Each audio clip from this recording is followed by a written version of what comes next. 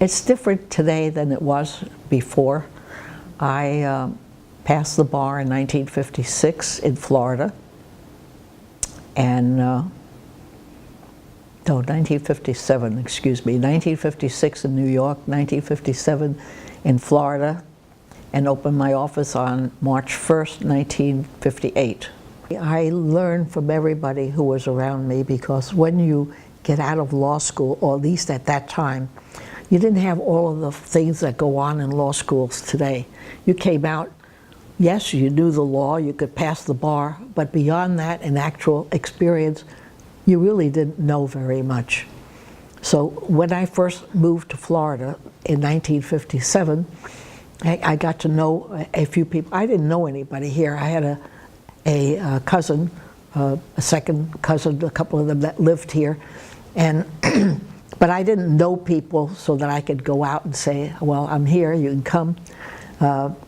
So I had to go out and meet a lot of people, and I did. I met some wonderful people down here. Well, the first one was by President Nixon in 1969. After he got elected, he formed a committee on women's rights and responsibilities, and the chairman of that particular group was the past national president of the Business and Professional Women's Club.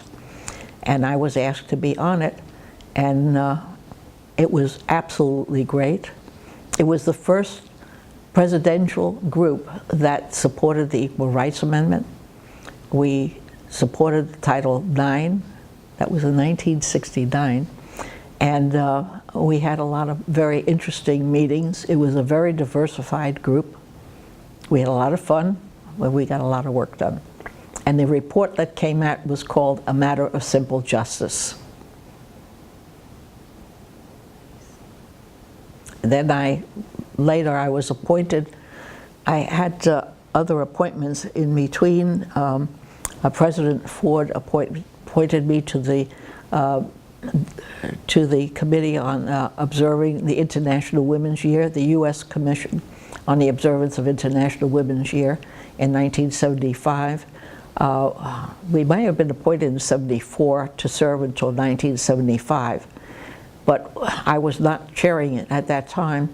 But when we were to give the report, the one who was chairperson not want to continue. What happened was that Bella Abzug, who was a member of the House of Representatives, introduced a bill which was passed to continue the commission beyond that to 1978, I think, 1977, 1978, gave us $5 million to have a meeting in every state and every U.S. territory, which made 56 meetings, plus a national meeting which was held in Houston in 1977. And we returned $2 million of that, if you can imagine. We had every single meeting. It was a very interesting, if you were around at that time and attended any one of them, they were really very interesting.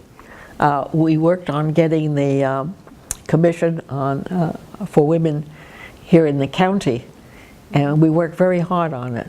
I was appointed first in Wilton Manors by the mayor there, and I served from 1964 to 74, and about 2 years later I was appointed by the mayor of Oakland Park, and I did that. We had a lot more criminal cases there because of Kmart, and what can I tell you? And we had a lot more there. It was very interesting. I thought it was a wonderful experience for an attorney to do that, because you could still practice law, and most of these would take care in the afternoon or the evening, which made it convenient for the people who were attending. And it was less expensive for the city. But then in 1974 they passed, I don't know whether they called it Title V or some bill that was called 5, and they did away with the municipal courts, and they put in the county court. and the county court then took over all the traffic and misdemeanors. But later on, Governor Claude Kirk really did appoint me to the bench and gave me the option, and I didn't take it because at that time I was busy with the committees in Washington, and I was really having a great time, and it was a wonderful, wonderful experience. And I said, well, do I do that or do I sit in court? And I decided not to take the judgeship. Am I still active? Yes. I'm president of the Zonda Club of Greater Deerfield Beach right now. I've served in national offices like the Daughters of Penelope. You're going to say, well, what's that? That's an international women's organization of women of Greek background, or Philhellenes. I have been president of the Business and Professional Women's Clubs, state president, and club president, state president, and national president.